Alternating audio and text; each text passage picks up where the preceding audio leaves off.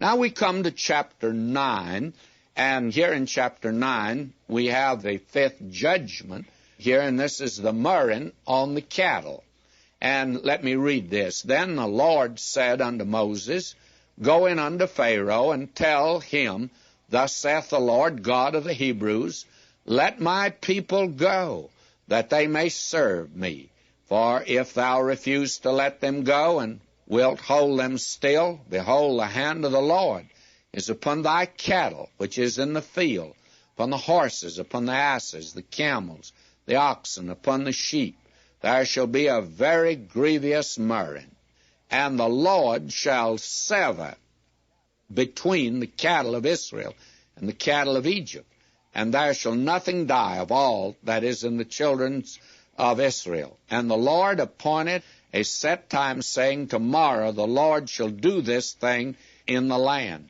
And the Lord did that thing on the morrow, and all the cattle of Egypt died. But of the cattle of the children of Israel died not one. And Pharaoh sent, and behold, there was not one of the cattle of the Israelites dead. And the heart of Pharaoh was hardened, and he did not let the people go. Now you would think by this time he'd be impressed and would let them go. And the fact that it was obvious now that God is certainly in this and that he is dealing with him.